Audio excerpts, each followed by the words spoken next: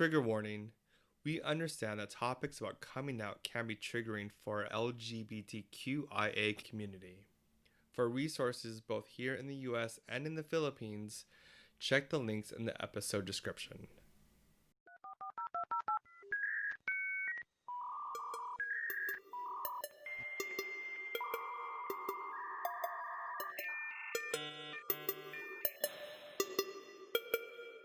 This is GAM Chat. My name is Greg. I'm McCoy. And I'm D. We're three Filipino gay guys trying to make sense of anything and everything in the world today. Welcome to our podcast.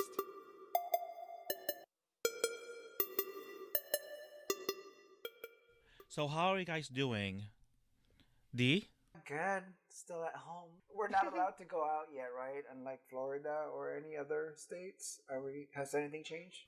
You can leave. Just wear your mask. Well, I have been running again, so that's fun. I just try to go very early in the morning so I don't have to see and come across other people. But that's a plus.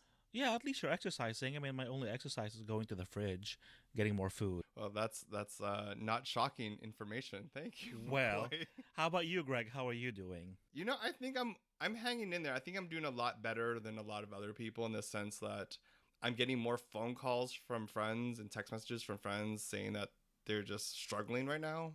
But I'm like with D, I go running every morning, probably at 5:30 a.m. So that way no one's out on the pathways. But I think that's keeping me sane.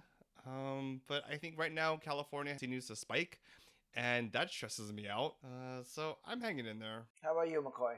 Well, it's my birthday weekend. Yes, Yeah, happy birthday. I turned 21 again. For the, how many time are we now? Just the first time, I swear. So, That's what a lie sounds like, everybody. so yeah, that's it. Well, what did you do for your birthday? I had pancit. Why pancit? Long life, Yeah, right? long life. So they say. But, you could choke on it and die. So really. The pancit probably had lechon on it. Yes, that was good. So what are you guys talking about? Today's topic is coming out stories. To be clear, coming out as gay or lesbian or trans, but specifically for us, it's coming out as gay. And I guess, this is a big topic to talk about because we don't really talk about it in our own communities, in the Filipino communities. Even we don't talk about it mostly with just our friends or other gay friends, but not with our families. And so I think this is a good topic to bring about out in the open because I'm sure like we're going to share our stories, but it's going to be new sharing it with the public for the first time.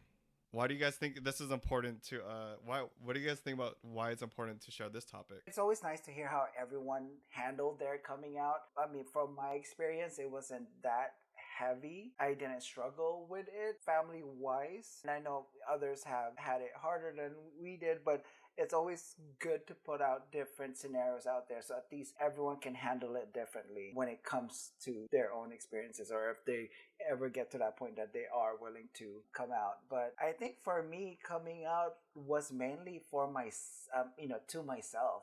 It wasn't really about me telling everyone else. I'm fortunate enough that none of my immediate family is here. So my coming out was over the phone, and pretty much my mom at the time when I called her and told her what it was, and she was like, yeah, we knew. And I'm like, well, why didn't you say anything from the beginning?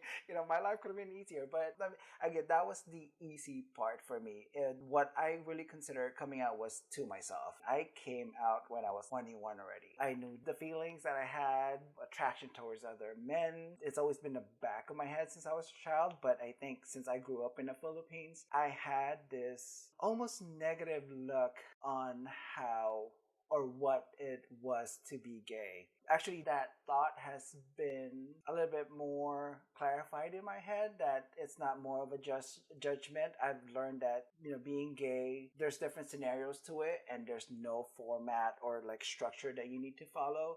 But when I was younger, I saw it in a negative way that I think McCoy, you can relate to this. My exposure to gay guys in the Philippines were a gay man in a Yeah. beauty parlor, and it's almost like trying to pursue a straight guy. And then, like, you walk out of that Yeah. salon, and then you see those guys laughing and then making fun of the incident that happened with their friends. And so that gave me a negative feeling to it. Is that the only way that you lead your life? Is that you chase after someone that does not have the same feelings for you?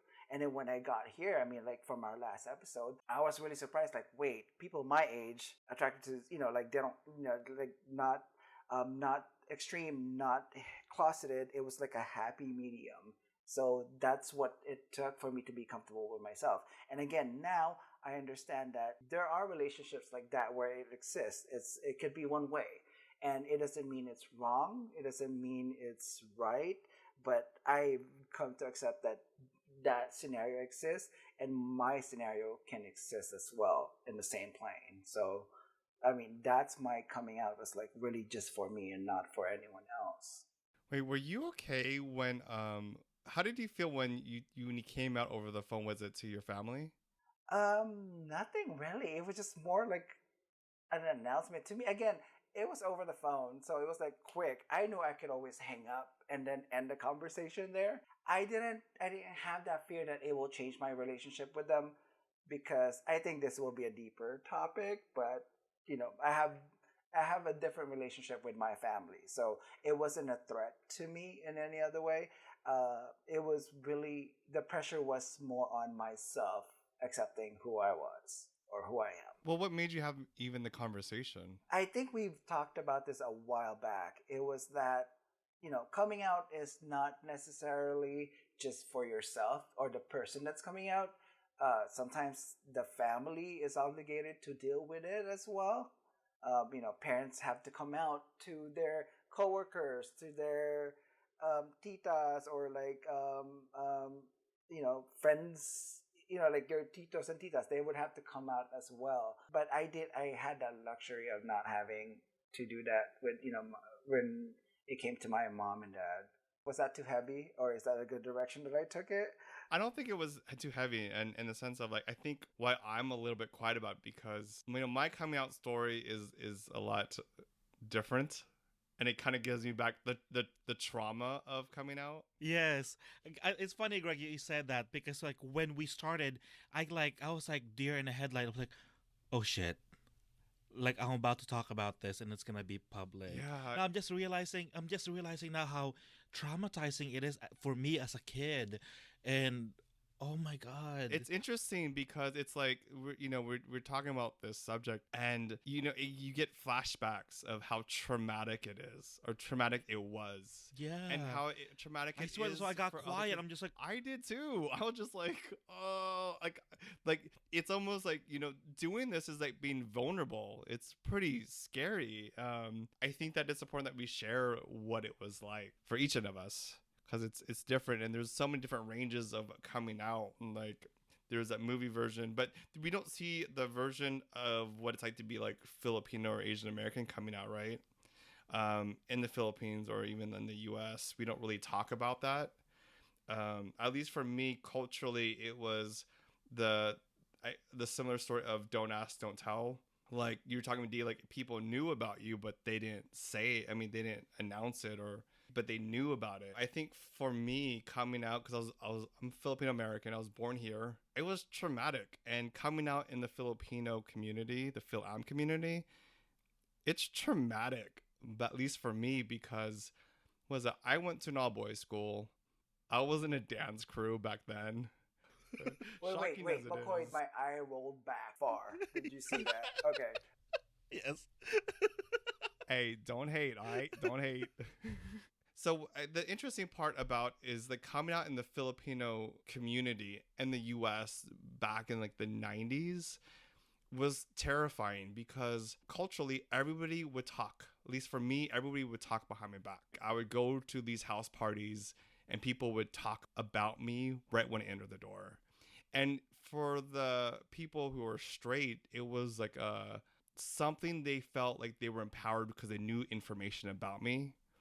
and they could use it against me, or they would make fun of it, you know? And you could kind of sense when people talk about you. And I don't know why they felt like so, like they felt they had power because they knew or they heard rumors that I was gay. And they weren't, you know, they weren't very kind. I mean, I would find out from friends, family, sister that they heard about me. I was going, when I went to like a conference on the East Coast, a Filipino conference, people were asking me if I was gay because they heard about me. And I'm like from LA. And I like to keep private to this day for that reason, is because people have used my sexual identity and the way I was born as a means of somehow like weaponized it against me, you know? And so I think overall how it has affected me is that I don't talk about my personal life at all, or as little as possible, for that same reason, because you know, I think it is just traumatizing. Like your friends, your family. I think I had one tita say she made up this rumor that she saw me making out with a guy at the West Covina Mall. I wasn't even at the West Covina Mall, but I don't know what it is. They were just excited that they knew information. I don't get it. But did you? That's the question. Did I come out? Not. No, did you really go to the West Covina Mall? Were you making out with someone? Honestly, Maybe it was I probably Puente was. Hills Mall or something. No, I was.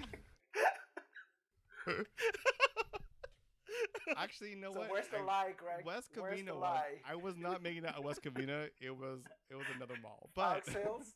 Okay. I like Fox Hills. Fox Hills. Okay, let's be honest. Yeah, I think that, and you know, I was kind of curious to see where like even the new generation, what their stories of coming out and what it's like now. But coming out during the 90s, honestly, it sucked.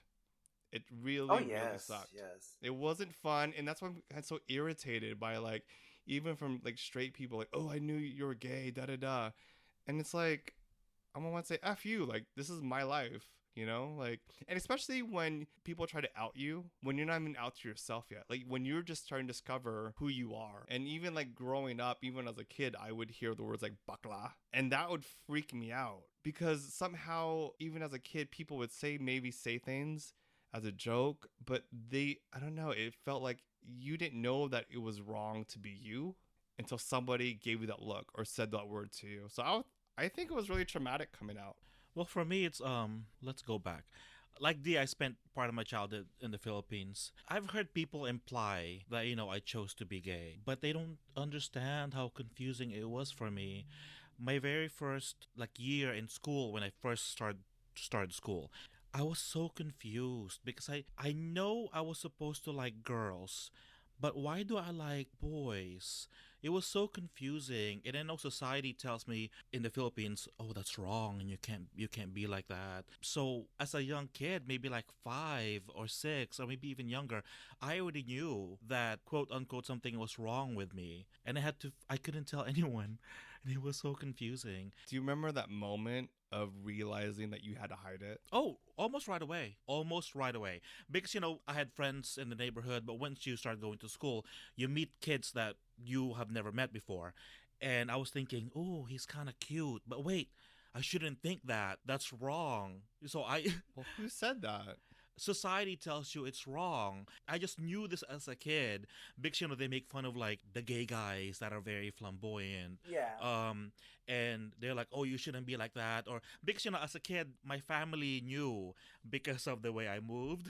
Because I had female cousins, older than me, and I was like, oh, I kind of relate to them in a way. So I would end up kind of like moving like them. It's weird because there's like a videotape of that. Oh my God, I saw that once. I was like, oh. And they would always tell me, oh, magpakalalaki ka, or something like that. It means like, act like a man or be a man. As a kid. And so, I mean, like, if that's not traumatizing, I don't know what is. How old were you? Ever since I could remember, up until like me being like early teens before I moved here. Because here they couldn't really say that because I was already like a teenager kind of, and I had to hide that. Well, I was gonna say, one thing I hated, it makes me think of that. One thing I just really hated was that I had to police my actions and my movements. Yes. Because if you walked like a certain way, for me, they would say the word like bakla. Yeah. And then I knew what that, even though my Tagalog is not the best, clearly, but I knew what that word meant. But I also knew instantly, like, I had to police my actions. I had to police like how I was moving, how I was holding coffee or drinking like water. I had to just watch myself, Yeah. or I would get called, and that was horrifying. Yeah. That's so much stress for like a 5-year-old or a 4-year-old. Yeah, you're in fear. I think I saw that too, but it was geared more towards of why is it that I cannot be taken seriously as a person if I am this way? And I'm not sure, McCoy, if you kind of sense that there too. In the Philippines, it's always if you're gay, you're the funny one, the comedic relief. Yeah. That's the role that you You play play. in society. I've never seen anyone who was taken seriously. Like it's almost like, oh, you can't even be a doctor, you can't be a lawyer, you can't do anything else with a title or a prominence or of importance if you are one.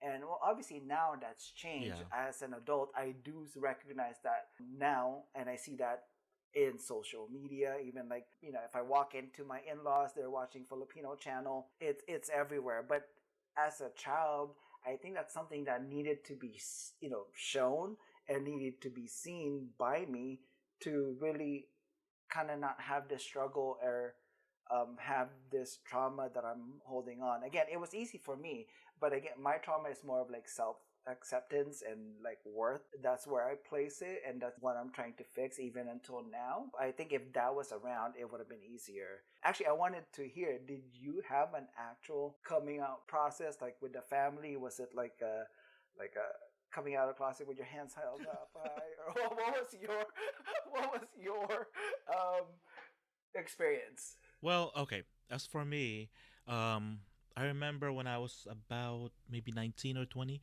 my sister told me that my dad knew about me. And I just said, oh, okay, check. I don't have to do that. I don't have to like take care of that. And then I think I was about 21. I didn't say he's my boyfriend. I just said, oh, he is so and so to my mom. My mom already knew. And then we left it at that. I never really officially came out to my mom until maybe like 2011, because I was with a group of friends and we were talking about coming out, and they were like daring me like, well, you never came out to your mom. Like, I didn't need to, but here you go. So I just sent her a text and I said, at like, I don't know how late it was. We were at the Abbey and I texted my mom and I said, Mom, I'm gay and I hope you're okay with that. And then she texted back and said, yeah, I've always known. And she sent another text and she said, why, are you dating someone? I was like, no, I just wanted to let you know.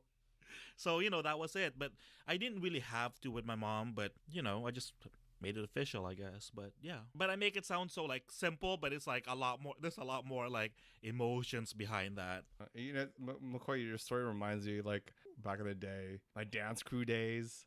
I was dating like I probably was 17. I was I was 17 and I think I was in a dance crew, and long story short, I was dating a Filipino guy.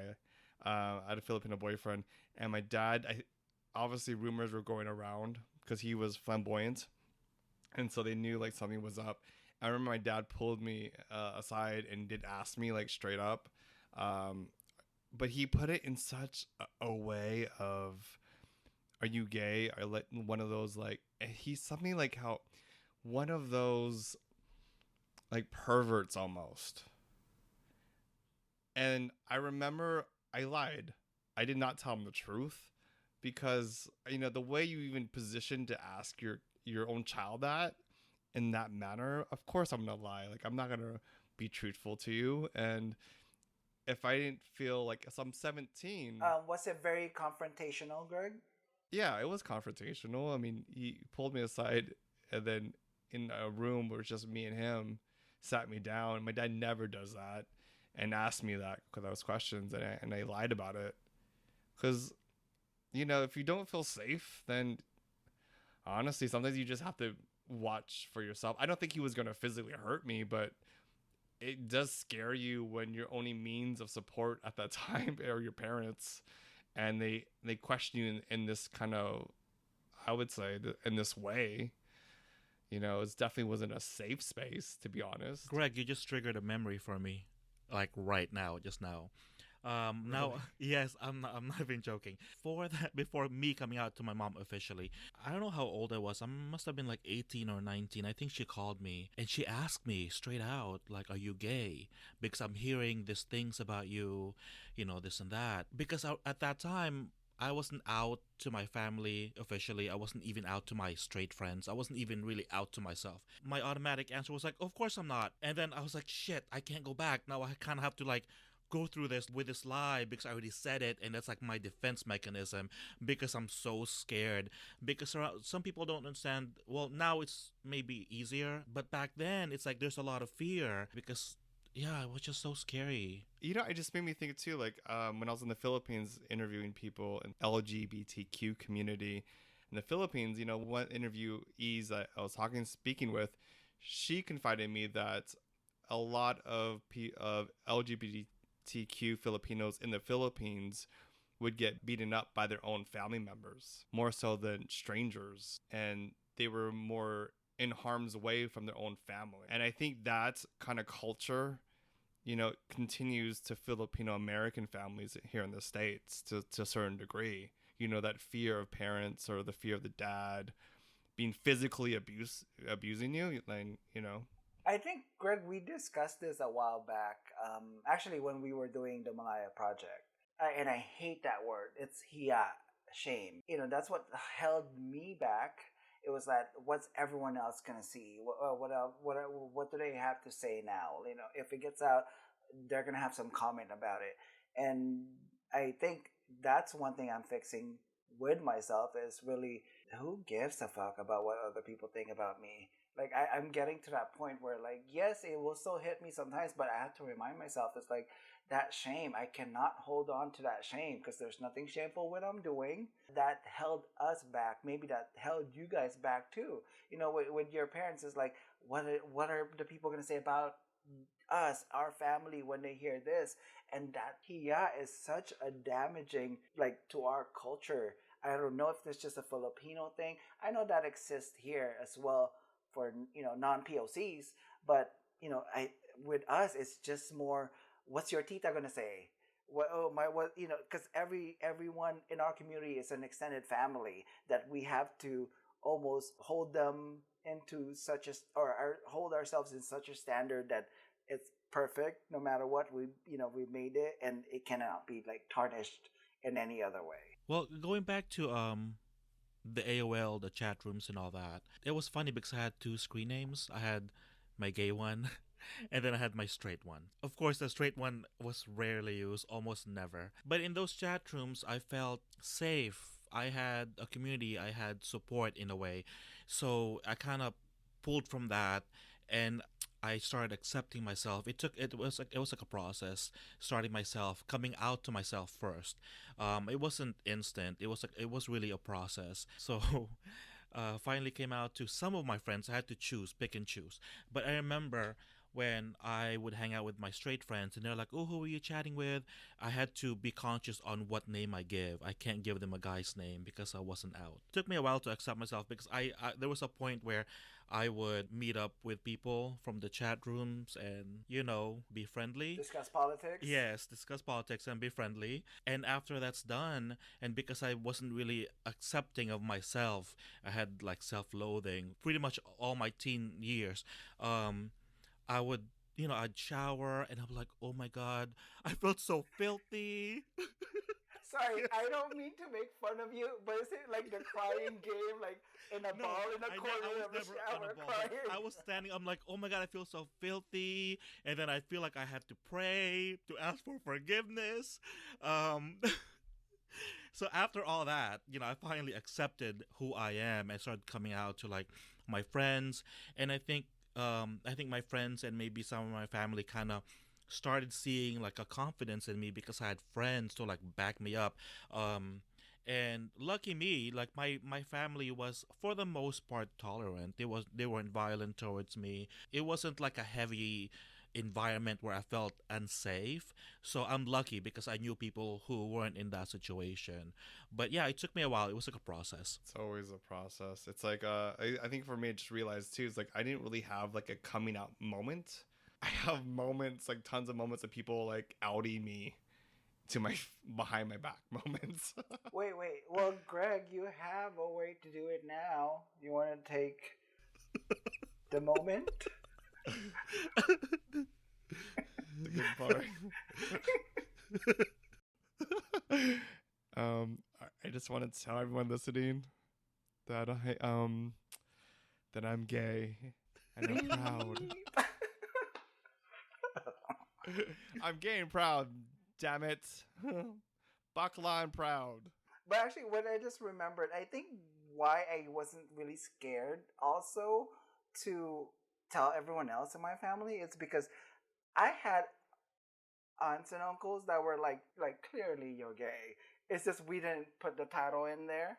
So if you're still alive, the family has not shunned you. You know, family wise, I had no fear like that because I knew other ones in my family existed. Yeah. Now I think about it, we have so many older generations who just did that. It wasn't discussed. But you bring up a good point. Is like relatives in the before you laid the groundwork and put up their own struggles to make it easier for the next generation, which is you, to feel safe or fairly safe to come out. And I think that's really important to think about, is because some people have good come out stories, some people don't. And I think that we always have to recognize the relatives who laid the groundwork for us to be just a little bit safer. And with this heavy topic, but a good one and a must one, it's time for ihit break.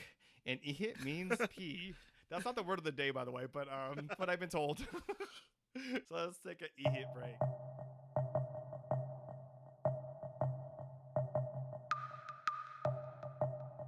Greg, I have a question for you. Back then, when you were younger, if you could take a pill that turned you straight and not be gay anymore, would you have taken it? Wait, we're talking about like back then. If I was like, Yeah, back then, before you were out, all that. Yeah.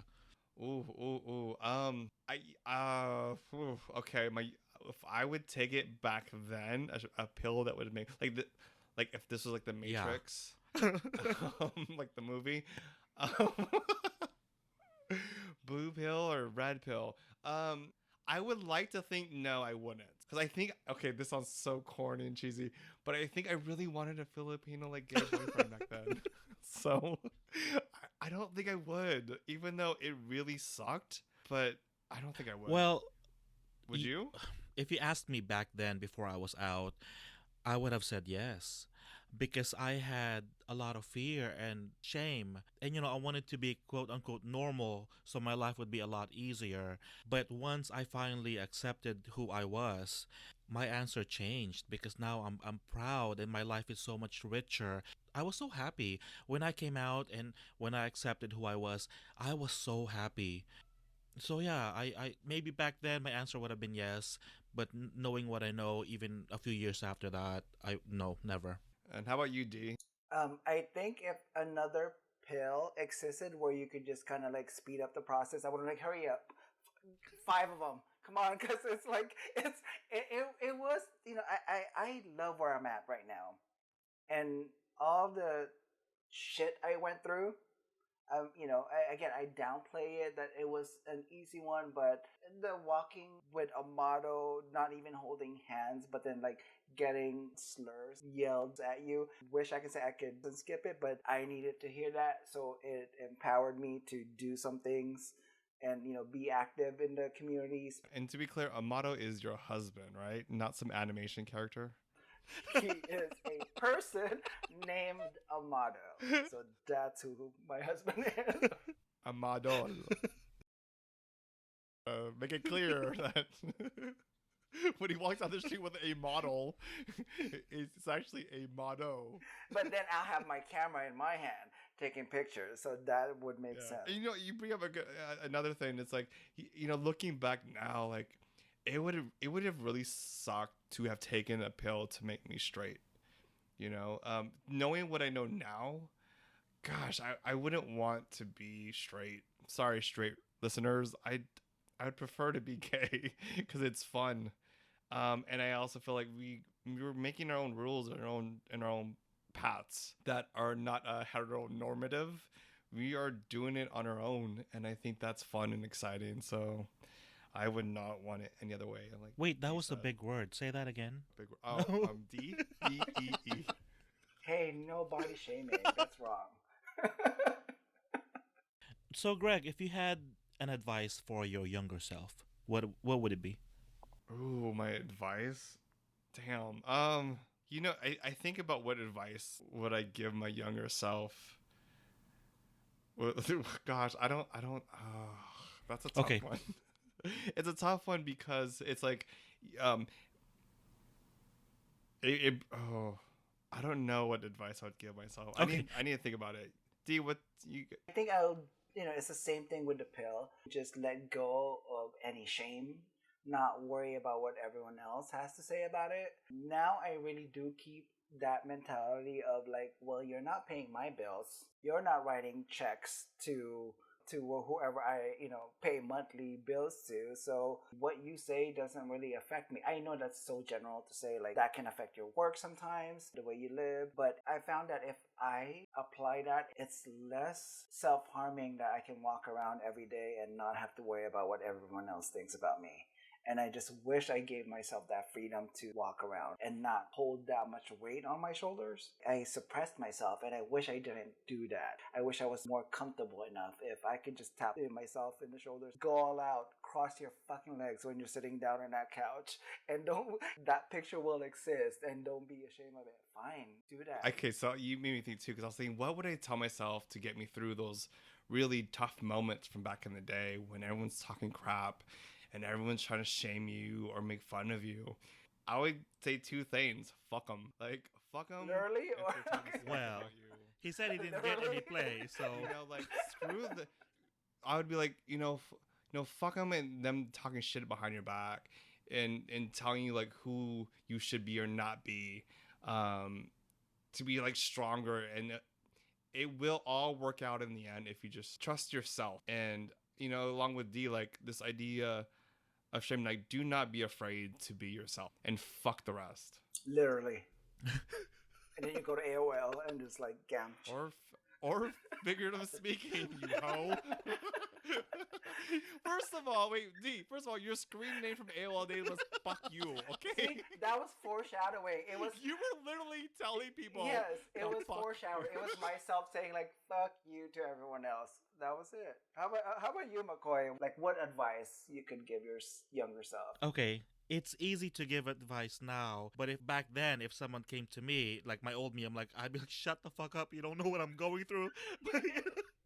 Like, stop touching me! Don't touch me!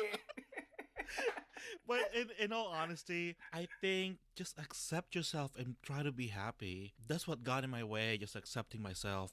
I think because maybe the people around me weren't ready to, so that in turn made me not ready to accept me. But I think that's what I would tell myself. Accept yourself and be ready to be happy, because that will lead to that. But also, my situation wasn't dangerous. Some people have if they come out now, it'll be dangerous for them. So pick your time. That's my thing. When you're ready. Yeah, I agree with that. Like, I think for anyone in our community, if it's not safe, if you don't feel like it's safe that you'll be physically harmed, you have to watch out for yourself. And that's the most important part. And if you are in danger, there are places out there that you could go to. So yeah, that would be my advice to anyone listening. That, and then also my advice to tell straight people is like, just Mind your own business. thank you. Like, don't out Okay, anyone. good. Oh yeah. Gosh, Yes. you jerks. Like, I don't out you for being straight and having a bad fade. Like, There's that Filipino meme at the parties where the aunties or uncles are like, "Oh, are you married yet? Where's your boyfriend? How come you're not married yet?" And it's like, I don't talk about your your things that's gambling happening within problem, your. or that your Mercedes Benz that you can't Exactly. afford. Oh, Yes, speaking yes. of being married and aunties, my aunt actually asked me that. When was that? Maybe almost like 9 years ago. She was like, "How come you're not married yet?" And I said, "It's not legal in California." Oh, and we got into the screaming match. Oh, it was so much fun. Because I was like, "No, I'm gonna tell you what I think. I'm not gonna hold back anymore." Yes, yes. Because back then I'm like, oh, I haven't found the right one. Just to like avoid arguments. I'm like, no, fuck that. Fuck you. And it's like, do they want us to be shamed by it? Like, Yes. like they know that we are gay. So why are they trying to bring up to make us feel like, oh, we're embarrassed for who we are? Fuck you. They feel like it's challenging for them to just have you say it. And I wish I had that opportunity to do that. Like, are you gay? Yes, I am. And what? Are we done? Yeah. Can I get my egg rolls now? Like, are we done here? Kinda Like wanna have egg that rolls? moment. Really? D? You're Filipino. It's Yeah, called lumpia. Right, exactly. But when you come in, it's like that hello is so sometimes Yeah, just give me the lechon. Move out of the demeaning. way. The Like, lechon's are right. we You're covering done? the Because lechon. you're in Move. my way. Are you gonna give me that plate and fork or not? Because Yeah, are you if we're gonna ask not, if the I'm lechon done is gay here. or straight? Exactly. Like, come on, no. You're just. Damn. I feel you. Those Filipino parties. Watch out.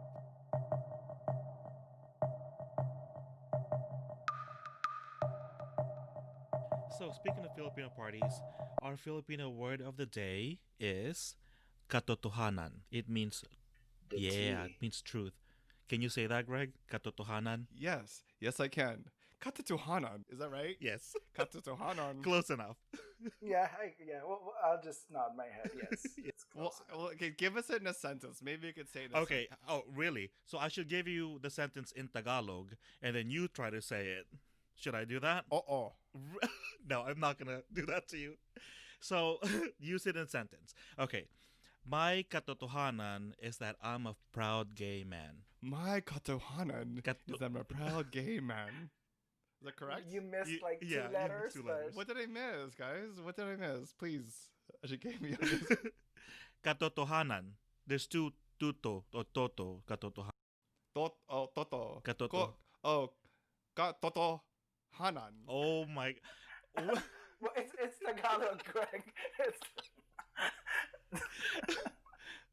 No, it's Alright, fine. that's It's fine. okay. It's fine. You're trying. I'm a work in progress. Yes. And I'm proud. All right, that was a lot of katatohanan on our side. That concludes our podcast. Leave us your comments and your thoughts, and you can reach us at Our social media, Twitter, Instagram, and Facebook at GAM Chat Podcast. And maybe you can email us your coming out stories and we can check it out for a future episode. You can email us at gamchatpodcast@gmail.com. Thanks for listening and catch you on the next one.